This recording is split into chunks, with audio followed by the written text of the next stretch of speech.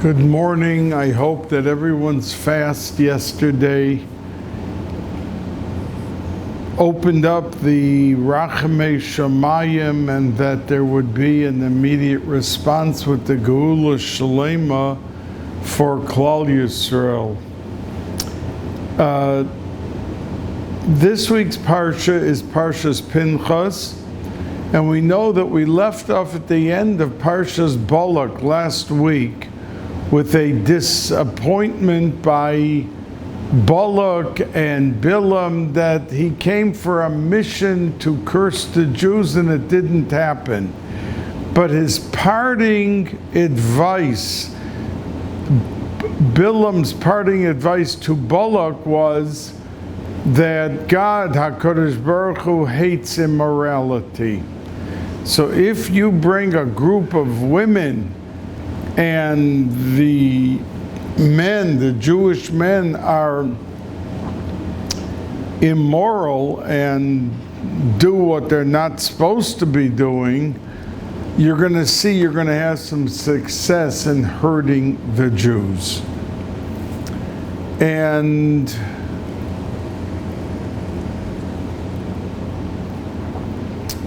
it worked. 24,000 Yidden. The women were in the tents with the men, and they pulled out the Avodah Zarah and said, well, before we do anything, you have to bow down first to the Avodah Zarah. So they fell, and we know that Avodah Zarah is the worst of all the three Averos, even that a person should allow themselves to be killed. But why is it worse than the Shvichas Damim or the Gilui Arroyos? Because the only thing that the Machshava can hold guilty a Yid, even if he didn't do what he was planning to do, is Avodah Zarah. So if somebody wanted to go to kill someone and they had a flat tire, they couldn't get there to the person they wanted to kill, he's not considered in any which way a shoifech dam. We do not consider him as if he did anything if he didn't actually kill the person. The fact he wanted to is not enough to validate the claim against him. But Avodah Zarah, if someone says Chas v'Sholom that he's getting in his car to go be Oived Avodah Zarah and has a flat tire, so he never got there to be Oived Avodah Zarah, but he's still held responsible, and he is considered an Oived Avodah Zarah. Of course, Bilam knew this, and that's why he said it to Balak. And there was a very terrible kitrig, and 24,000 died. Mekubalim say that those neshamas went into the Talmidim of Rabbi Akiva, and that's why it was exactly 24,000 who died, his Talmidim, from Pesach until Lag BaOmer. So Bilam gave the advice, he did it, and our Parsha begins with Pinchas standing up, and as the Medrash says, there were so many nisim that the spear that he threw was elongated, which means it stretched out to get from where he was standing to where Zimri ben Salu and Kozbi Basur were there. They were publicly defaming the name of HaKadosh Baruch Hu. And Pinchas got up and threw the spear and killed both of them on the spot.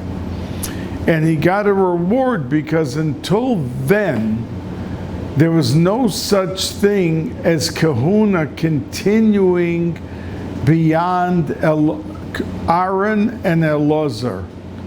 But the gift was Beris Kehunas Oilam, that Pinchas, who was the grandson, was able to hold on to the kahuna, and all of his children, grandchildren, great-grandchildren, because of this specific act of heroism that he did.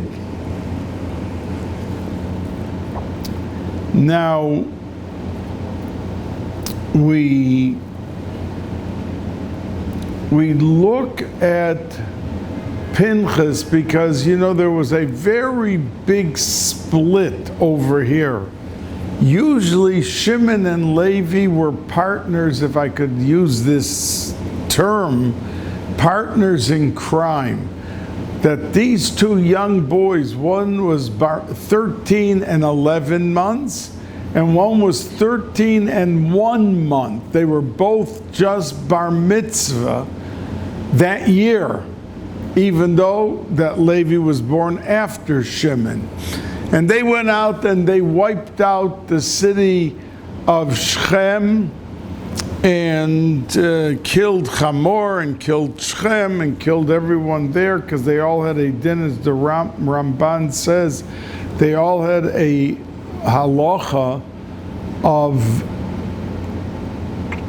roidfim, because they stood on guard and they were all participating in this charade that Shechem had with Dinah, their sister. And they didn't want to stand for it. So Shimon and Levi went with a plan, have a bris. They knew the third day they would be too sick and too weak to fight back, and they killed them out. And that, the Ramban says, was how they had the right to kill out the rest of the people. I mean, what did they do? But the answer is they were in on the plot, together with Shimon and with Hamor and Shechem. And that's why that they also had a din misa, din of roidev, and the nirdofim had a right to come kill them. But interestingly, after they always were together on other issues also, and that's why Yaakov Avinu was very angry at them, and he said that Achal came b'Yisrael, Achal came b'Yaakov, Afitzim b'Yisrael. They did not get any land in Eretz Yisrael. Yehuda, who had the biggest chunk, had Rachmanis on Shimon. He gave him a little piece so that all of his families and all of his tribe could be there and live there. But they didn't get directly their own land, and neither did Levi, as we know. He had his 6 Arei Miklat plus 42 cities, which also served as an Arei Miklat, a city of refuge for somebody who killed unintentionally. But now we see the parting of ways. Why? Zimri ben Solo was from Shevet Shimon, and Pinchas was from Levi, from Kahuna. And now they went out against each other. Explains the Netziv that the whole intention of Shimon was protecting the kavod, the honor and dignity of family. And if Dinah was violated, he had to stand up and do something. But Levi at that time, when he joined Pinchas, was not because he was protecting the family. He was protecting Kedushas Yisrael and HaKadosh Baruch Hu. And that's why now, when this was such a public scene that Shimon was doing, that the whole Shevet stuck up for him, because the Shevet Shimon was worried about family. But Pinchas was worried about, like, his great-grandfather Levi, worried about Kedusha and about a Chilul Hashem. So they parted ways, and that's how Pinchas was able, what motivated him to kill Zimri and Cosby. Now, we know that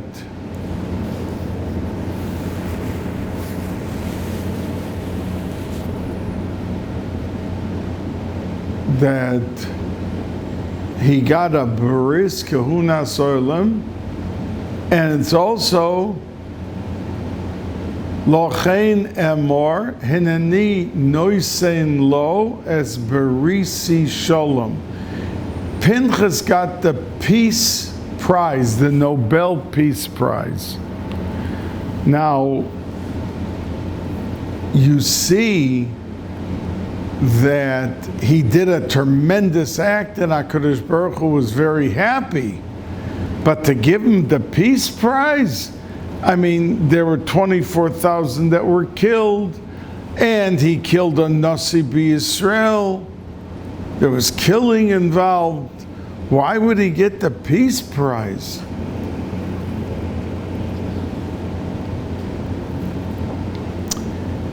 But the answer is, Mefarshim say, that when you do the right thing, and this was not the halacha, in other words, kanoyim poigim bo, that if someone wants to be a zealot and take on for Hashem, there are halachas, and you're not even allowed to go ask the halacha, because if you stop to inquire and think about it, you're out of that category. It's like a separate thing. But the goal is to do the right thing. And if someone is a sincere zealot, he may not be able to function on a daily, regular, active life and livelihood. But if he's at that level and he's able to exercise and do what is the correct thing that he understands to be, then that promotes the greatest peace. Because if he wouldn't have killed Zimri, they all would have been wiped out, the whole Shevet. So say Chazal. So he brought the saving of life, and he brought the feeling of peace, and that's why later in Parshas Matos, Moshe Rabbeinu knew he was going to die, but he said, but before I die, we have to even the score for HaKadosh Baruch Hu, and we have to go fight Midian, what they did with this story, with Balak and Bilam, what the girls of Midian did. We have to go fight a war.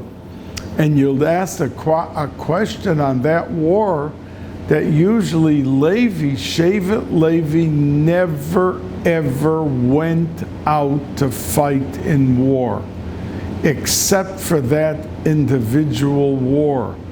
Why was Levi instructed that they had to be 1,000 from each Shevet to go out and fight the war? And Ephraim and Manasseh, that are usually considered two separate Shvatim, were considered one Shevet, and the 12th was Levi, that they were told this is the exception, and this is what you have to do at this moment, and Pinchas stood up and did it. So through Shevet Levi, Pinchas got up and did the right thing, and he brought comfort to HaKadosh Baruch Hu, anachas ruach.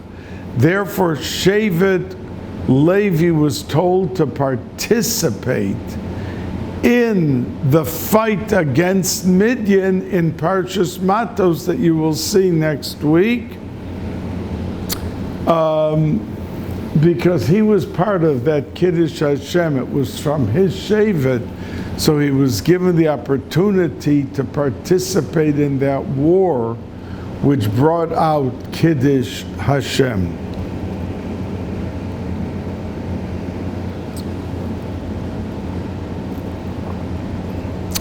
Now, we know right after that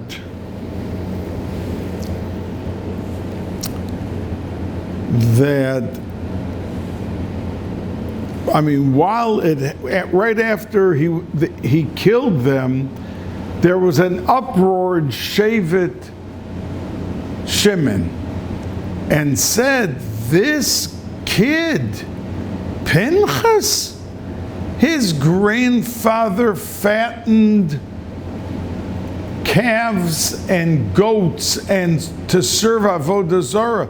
Because let's not forget, Pinchas's father was Elazar, and his father was Aaron, and his father was Levi. But he had another grandfather, and his name was Yisro.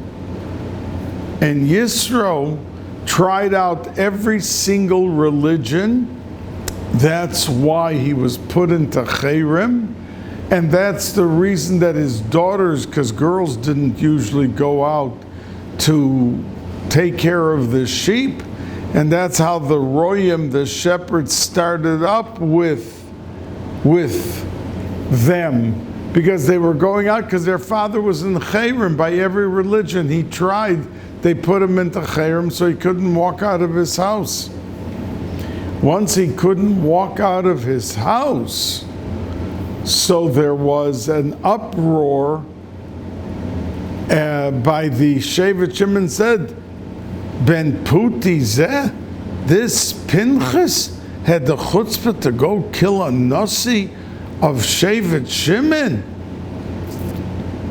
What right and what chutzpah did he have? His grandfather gave the food to the Avodah Zarahs, and he's the guy to come and kill a Nasi b'Yisrael. So the pasuk says, Pinchas ben Elazar ben Aaron HaKohen, not to stress the tzidkus of Aaron, that he was an oyev shalom, but he was also a roidev shalom. And the Meforshim translate, what does a oyev shalom means? Like we know, he made peace between husband and wife, and between friends. He wiped out machloikas. It was beautiful. But roidev shalom is a different thing. That when he had to go and take a stand for what was right, he was pursuing shalom.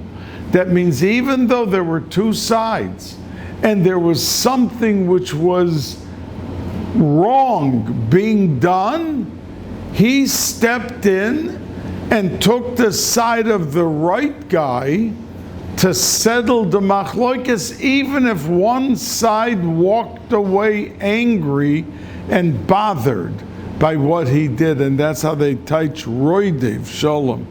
Because for the right thing, a person has to have the backbone and the stamina to be able. Now you have to do things tactfully, you have to do things diplomatically, you have to step in the nicest possible way. But the end goal has to be to produce and bring to fruition the right pace and the right stand that's from that issue.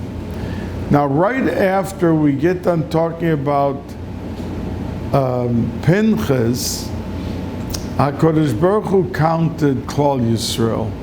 We know that, like I mentioned to you at the beginning of Bamidbar, that the English translation of the word Bamidbar, if someone wants a Chumash Bamidbar and they're in a store and they want to use the English word, they don't say desert, they say number. Because it's the only Chumash that there was twice the counting of the Yidden took place in the Sedra Bamidbar at the beginning of the Chumash Bamidbar, and now in Pinchas. HaKadosh Baruch Hu wanted to show his love even after there's these tragedies, how much he loved Klal Yisrael, and that each and every person was so valuable and choshev to him. Now, I did say to you a few weeks ago that Dan was the second biggest shevet, and Binyamin was the fourth smallest shevet, and that Binyamin had 10 sons, and Dan had only one son, and that son was handicapped, he was deaf. Chushim ben Dan. To teach us the lesson, and the lesson is always worth repeating, that if you would have asked somebody, which shevet do you think will be bigger and a greater number, one would have said Binyamin before Dan. Binyamin had 10 sons from his shevet, could grow a tremendous number of Yidden. And Chushim, it's only one son. Who knows what's going to happen? But this is to teach us that we think this should have happened, and why didn't HaKadosh Baruch Hu do this or do that? We have no idea what in the hashgacha of Klal Yisrael, what is supposed to happen, what happens for its best and its good, and besides that, there is nothing else to look at. So we have to stand back and see that Dan indeed was the second biggest thing, but we never would have thought he would ever be the second biggest. And that's the reason when we talk about Dan's son, it says Uvnei Dan Chushim. Uvnei is plural. Chushim is only one. It should say Uben Dan, not Uvnei Dan. But because it was so prolific, and because so many children and grandchildren and great-grandchildren came from Chushim, we already at the beginning say it in the plural, Uvnei Dan Chushim. Now, we know that there's a story in our parsha about the Benos Tzolofchad. The Medrash says there were 5 girls, spinsters. They were not married, and the youngest one was 40. And they stepped forward to Moshe Rabbeinu, and they said to Moshe Rabbeinu, our father died in the Midbar, and his name was Tzolofchad, and many opinions held he did it l'shem shamayim because the people were not clear in what the Hilchas Shabbos, what the halacha was. Let's say if somebody went out and cut wood on Shabbos, and he wanted to teach them the halacha, so he went out l'shem shamayim. Others hold he didn't do it l'shem shamayim, but in the Gemara you see the difference of opinion about whether or not he did it l'shem shamayim. But he went out and he did it the way to bring out for Klal Yisrael, to teach them what is the halacha. So when he went out and he chopped the wood, no one knew what the punishment. They knew it was usher to do what he did, but they didn't know what the punishment, and he was put into seclusion. And HaKadosh Baruch Hu told Moshe Rabbeinu that it's the death penalty, so they killed Tzolofchad. Now his daughters stepped forward because they're giving out the land, and they knew he was not going to get any land. because the girls don't inherit. Now we know today that if a father leaves over beferish, he wants the girls to be equal in dividing up the Yerusha, the inheritance, that we listen to the father. But al pi Torah, the girls on the basic of halacha does not inherit. And they felt that their father's lot, the land that he would have in Eretz Yisrael, they were going to lose it. So they stepped forward and they asked the Shaila to Moshe Rabbeinu, that why should we lose? Lama Nigora. That they put forth the question that Vayakrev Moshe es mishpaton lifnei Hashem.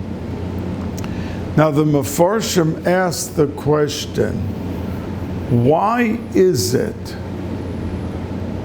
that Moshe Rabbeinu, who knew Kol HaTorah Kula, and he was sitting with Klal Yisrael all day reviewing the Torah and the halachas with them, that when it came to this halacha with the Benos Slavcha, he didn't know the answer. And he had to say, wait, I'm going to go and ask HaKadosh Baruch Hu. And HaKadosh Baruch Hu answered, Cain, Dovros, Cain Benos Slavcha Dovros. That, yeah, they're right. And they should get and keep the father's chelik. Now, the question is that if Moshe Rabbeinu was such a symbol of teaching the Torah, remembering the Torah, to the point that the Gemara says that the day that Moshe Rabbeinu was nifter, that he died, Klal Yisrael forgot 3,000 halachas. And through pilpul and relearning, they had to regain it. But he was like the cementing factor for remembering the Torah. And that's why in Parshas Tetzaveh, where his name is not mentioned, because of how he spoke to HaKadosh Baruch Hu, so his name was not mentioned. So who was going to be in Parshas Tetzaveh to make sure Klal Yisrael had the segula of remembering the Torah? That's why you'll see at the end when it says Siman, how many psukim? There's 101 psukim in Tetzaveh. And what is the gematria of the word that they put there? Michoel, the malach who is mamuna on Klal Yisrael remembering the Torah in Shemayim. So if Moshe Rabbeinu himself was not there, HaKadosh Baruch Hu put in the Parsha Tetzaveh the malach Michoel as the siman, because there's 101 psukim, and the gematria of Michoel is exactly 101, the name of Michoel. Now, the fact is that we see from all of this that Moshe Rabbeinu not only knew the Torah, he remembered.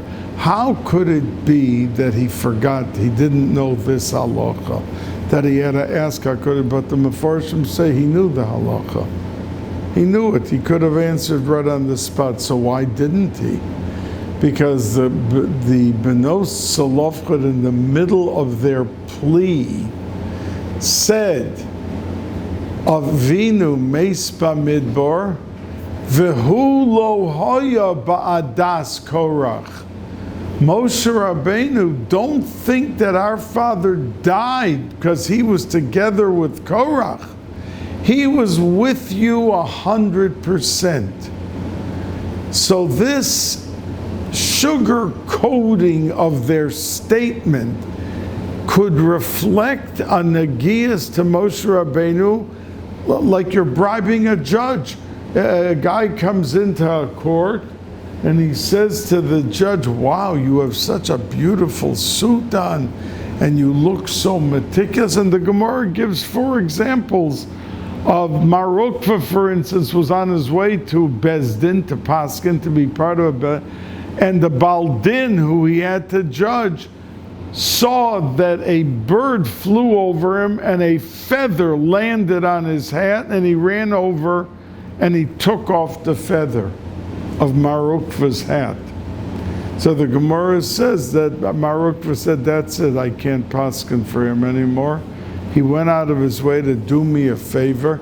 And the Gemara gives 3 other such examples of Dayanim who were on their way to paskin, and the Baldin did something for them, and they excluded, they recused themselves from being able to paskin. So once Moshe Rabbeinu heard that the Benos Tzlofchad said such a statement that, oh, he wasn't with your enemy Korach, he was with you 100%. Once he heard that, he said, I have to step aside, and that's why Vayakrev Moshe es mishpaton lefnei Hashem, that immediately he stepped aside and he wanted HaKadosh Baruch Hu to answer. Now, it says right after this story of Benos Tzlofchad, and that Hashem said to Moshe Rabbeinu, tell them. So it says, Va'amar lohem, and tell them, or nason titein lohem.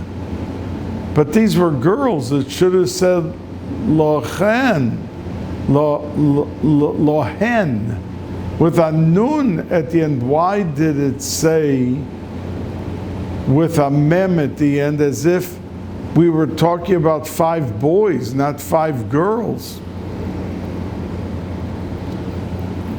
So I want to tell you that right after this parsha, Rashi says that when Moshe Rabbeinu got done hearing from HaKadosh Baruch Hu that the Benos Tzlofchad should get a portion, even though the Beis Halacha is that the boys get, but since there's no boys, so we're branching out.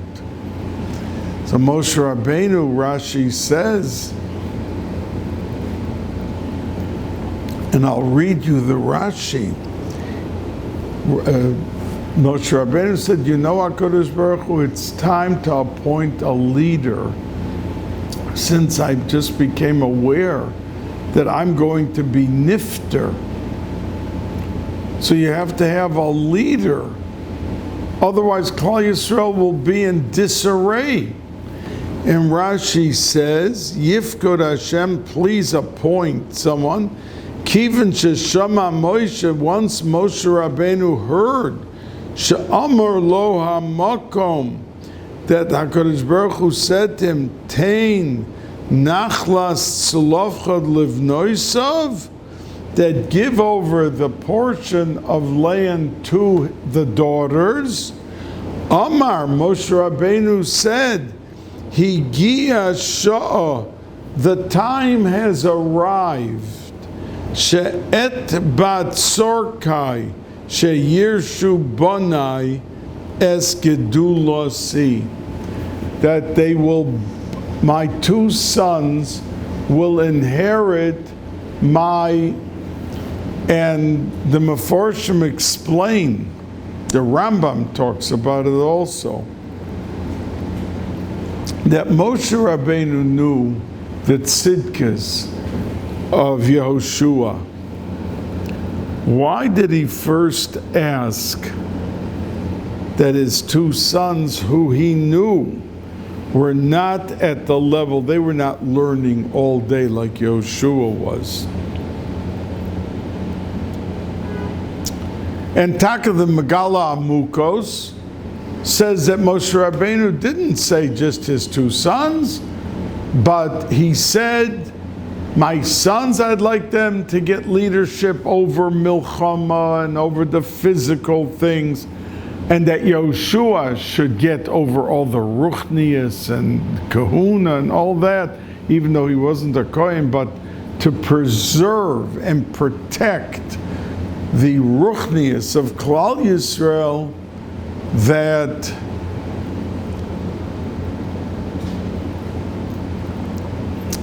that there should be Yehoshua for the ruchnius and his two sons for the other things. But the Rambam disagrees, and most of the Mefarshim disagree with the Megala Amukos and say that no, he was only asking for his son. Hashem answered him that I'm giving, because leadership, there can't be two kings at once, just like the story of the sun and the moon. So there can't be two kings at once. And if there has to be only one king, then it's going to be Yehoshua. And Yehoshua became the leader. He is the one that swept up the Beis Medrash and returned all the Sforim at the end of the day to their proper place. And he was a tremendous, tremendous Talmud Chacham. So he was the one that was going to actually win the day. Now,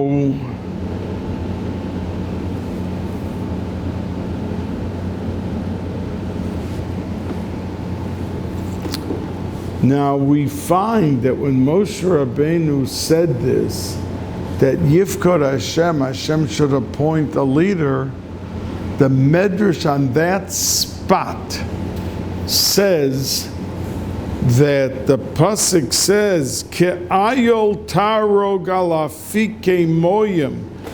Now, ayol is a gazelle, antelope. Many of the English translations translated hart, H-A-R-T. It's from the family of deers.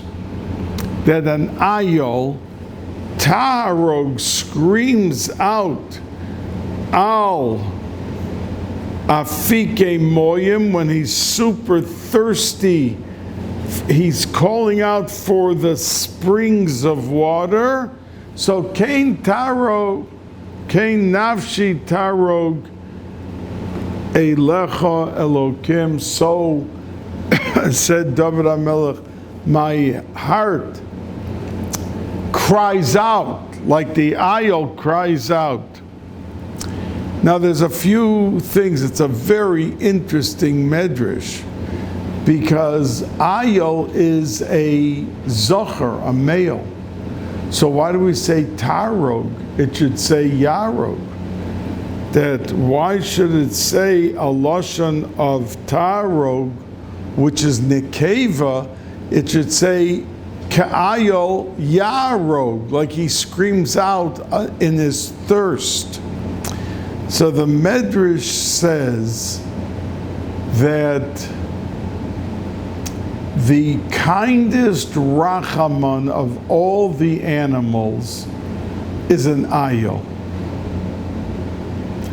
And that all the animals, when they are desperately thirsty, come to the ayol to bring them water, daven and bring them water, because it's the biggest Rachaman. And the Medrash says that this pasuk is talking about a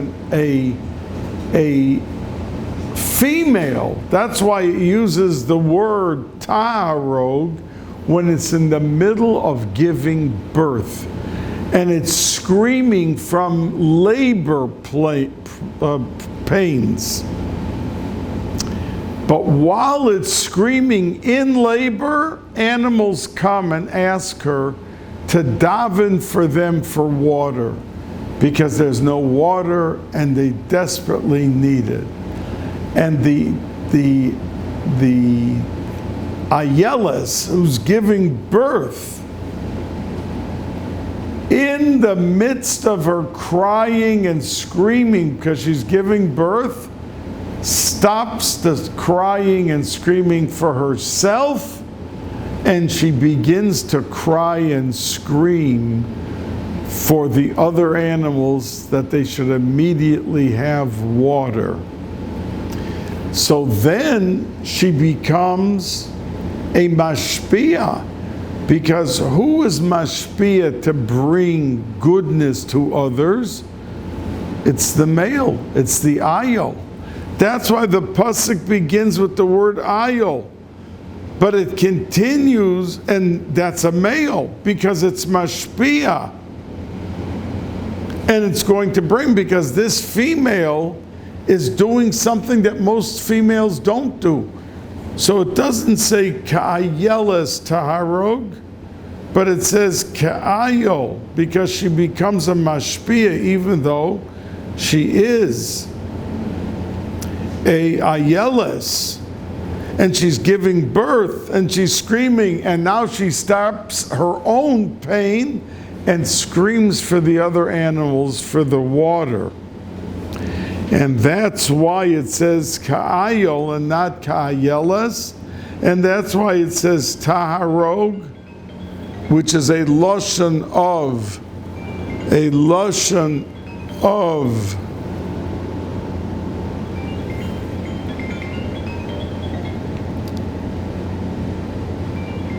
a woman who's giving birth and screaming.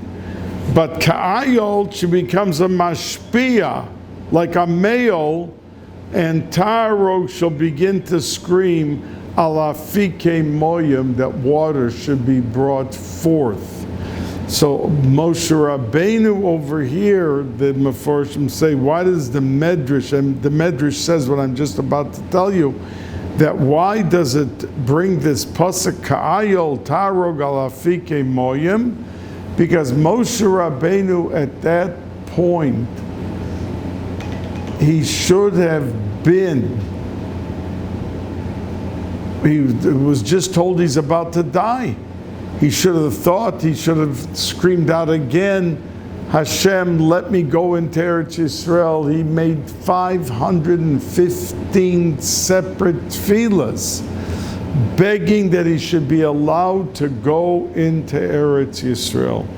Now, he was not allowed, but the power of tefillah, HaKadosh Baruch Hu said, don't say a 516th, because if you do, I'm going to have to let you go into Eretz Yisrael. So over here, when Moshe Rabbeinu had such a dramatic point in his life, and he could have continued to push his cause, he didn't. He stopped, and he took care of Klal Yisrael. Yifkod Hashem, make sure there's a proper leader, HaKadosh Baruch Hu, otherwise there's going to be bedlam. So he forgot about himself, and he took care of Klal Yisrael. Yifkod Hashem, HaKadosh Baruch Hu should appoint a new leader, and that's why they bring the pasuk ka'ayol taharog, like this gazelle, or this hart, who in the middle of her own sorrows stops and focuses on the other animals who are begging her to intercede in heaven that they should find water and that they should have water. So too, Moshe Rabbeinu wanted HaKadosh Baruch Hu to focus there. And the limud for every parent, which most parents do, a parent could be in bed with 102 fever, really not feeling well, and they hear 2 in the morning the child coughing or screaming, they jump out of the bed. Because we have larger responsibilities which we respond to even in a moment of our own pain and our own dealing with our situation where it may be, but our responsibility and our good judgment supersedes our own position at that moment and brings us into a place that we can deal very carefully and very forcefully for what the time and the problem and the situation calls for. Now,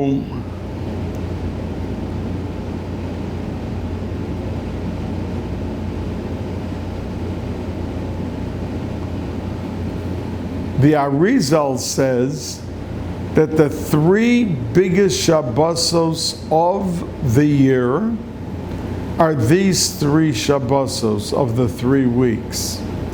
Because since the essence of the 3 weeks, as the Navi Zechariah says, is Yom Tiv, because all the fast days are going to become Yomim Tovim, as the Navi Zechariah says, Yehafchu Yomim Elu Lemoadim Ula Simcha.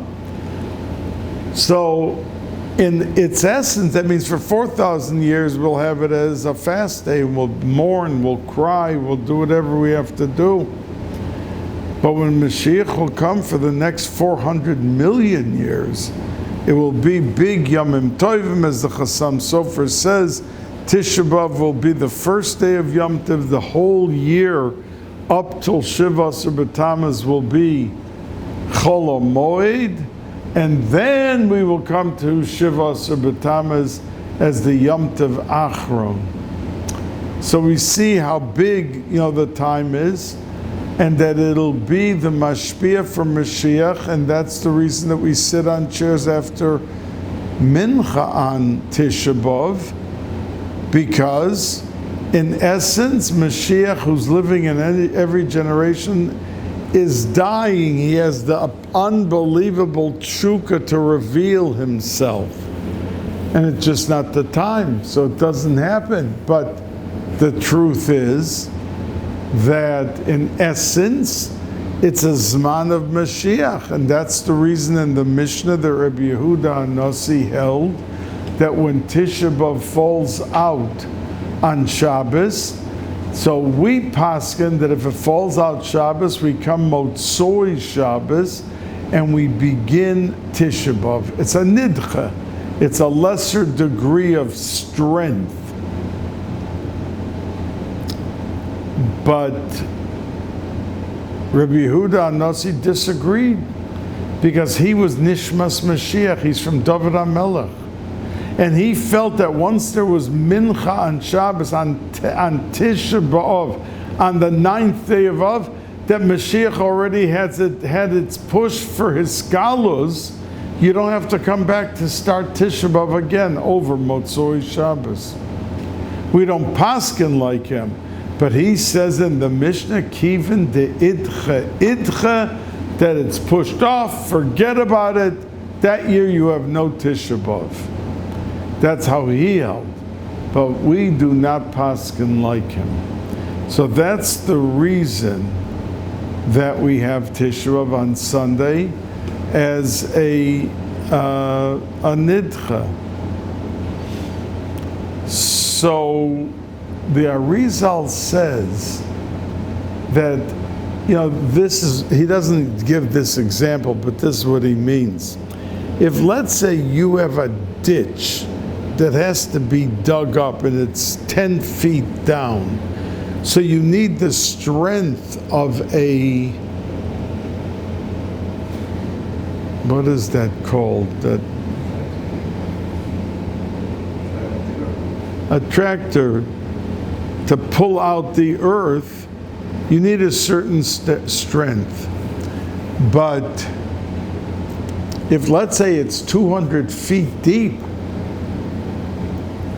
you're going to need a much stronger and heavier tractor to be able to do what, and he said that is Shabbos Chazon, because we have to pull up from the deepest of mourning, the Churban Batei Mikdash, the 2 temples that were destroyed, and that comes from the Shabbos before the week, which is mashpia on the week, like the Zohar HaKadosh says, that every bracha that a person has during the week comes from the previous Shabbos, that's the mashpia for the week, to pull it up and bring to flourish the brachas that you have to get.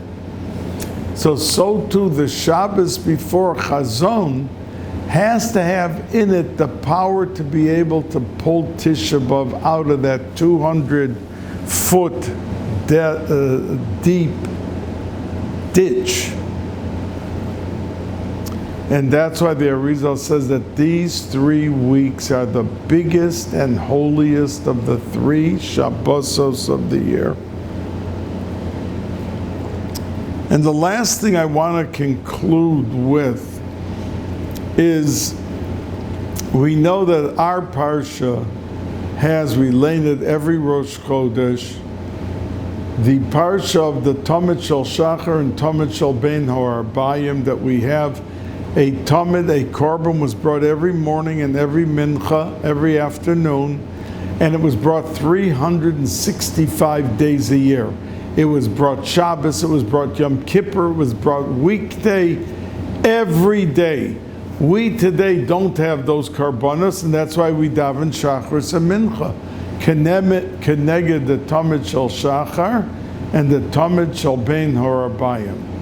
Now it's mentioned twice in the Chumash, once in Parshas Tetzaveh, about this Tamid Shel Shachar and Tamid Shel Ben Ho'arbayim. But it's mentioned again in our parsha, Parshas Pinchas, that a person has to bring, not a person, that in the Bais Hamikdash they brought Tamid Shel Shachar and Tamid Shel Ben Ho'arbayim. Now, if you scrutinize and you look carefully at the mentioning in Tetzaveh and the mentioning here, there's only one difference between the few psukim. Every letter is the same, every word and every letter. But there's one difference, that it says Es hakeves echad ta'aseh v'boker, and the other place it says Es hakeves ho-echad ta'aseh v'boker. There's an extra hey, and Reb Chaim Brisker taught us and proved from halacha that the only difference between the first day and all the 100,000s of days afterwards, that if you on the first day did not have a korban by Shachris, there was some problem. They couldn't find the proper animal that was able to be brought as the morning gift. So you could not bring the afternoon, but it was only the first day of the Mishkan. But any other day of the year or years to follow, if they didn't have one of the 2 korbanos, they still brought the other one. And that we learn up from that extra hay. So Reb Chaim Brisker is Meirich in his discussion of this. So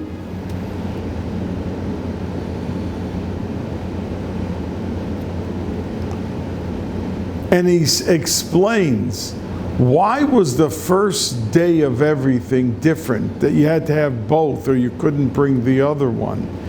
Because beginnings have to be very powerful and very strong. Somebody gets married, the pace that you set in the very beginning is how it's going to go for the next 60 years. But if the husband says, well, I'll daven with a minyan sometime and sometime not, then he's in trouble. There's not going to be too many minyanim. But as tired as he is, and as knocked out as he is from the dancing and from everything, he says, I must daven with the minyan. And he doesn't let go that first week or that first month, then he's going to sail the rest of his life pretty soundly under Be'ezus Hashem normal circumstances. So said Reb Chaim Brisker, that a person who wants to do a davar shebikdusha and wants it to take hold, you have to make sure that how you begin that undertaking is as solid and firm as can be. Have a good week, and Yehavchu Yomim Elu L'Moadim Ula Simcha.